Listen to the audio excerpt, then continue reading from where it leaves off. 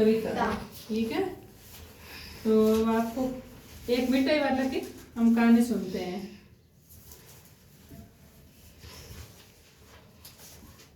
ये कौन पढ़ेगा? कोमला को। आप मिठाई में देखा, ये फिर बराबर बच्चों बहुत ही जोर से बोलो। बहुत ही मिट्टी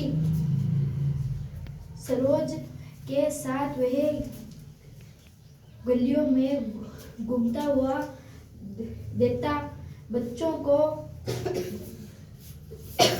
बलालू खिलौना से अधूरे वाएंगे को वह बैठो आप, कविता पढ़ो, फिर आपको बताइए। आप ये कहानी जोर से सुनो बच्चों। बहुत ही मीठे स्वरों के साथ वे गलियों में घूमता हुआ कहता बच्चों को बहलाने वाला खिलौने वाला। इस अधूरे वाक्य को वे ऐसे विचित्र किंतु मादक मधुर ढंग से गाकर कहता कि सुनने वाला एक बार अस्थिर हो उठते। उसके स्नेहाभिषेक कंठ से फूटा हुआ गान सुनकर निकट के मकानों में हलचल मच जाती। छोटे छोटे बच्चों को अपनी गोद में लिए युवतियां चीखों को उठाकर छज्जों पर नीचे झांकने लगती।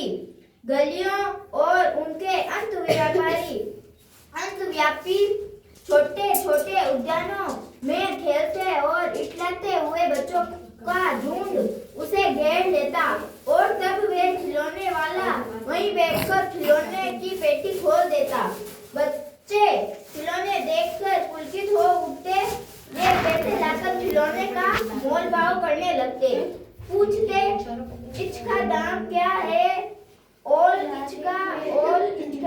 खिलौने वाला बच्चों को देखता और उनकी नन्ही नन्ही अंगुलियों से पैसे ले लेता और बच्चों की इच्छा अनुसार उन्हें खिलौना देता था।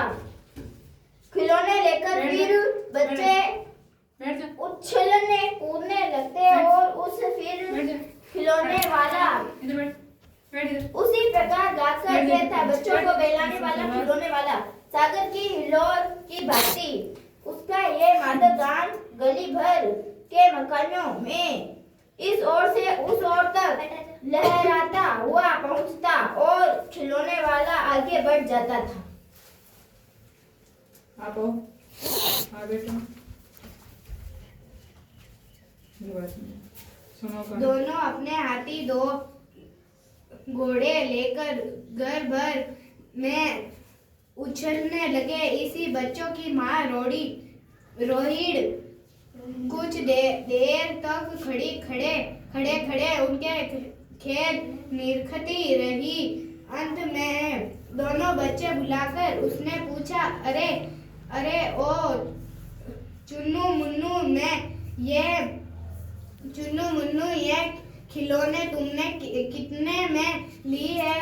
मुन्नू बोला 2 पैसे में खिलौनवा दे। खिलौनवाला दे गए हैं। रोहिणी सोचने लगी इतने संस्त करते हैं गई है कैसे दे गए हैं किस दे गए यह तो वे जाने लेकिन दे तो गया ही है। इतना तो नीचे है एक जरा की सी बात ठहरी। रोहिणी अपने काम में लग गई। फिर कभी उसने इस पर विचार करने का अवसर भी भला क्यों पड़ती। 6 महीनों बाद गड़बड़ में 2-4 दिनों से एक मुरलीवाद के आने का समाचार फैल गया। लोग कहने लगे भाई वहाँ मुरली बजाने में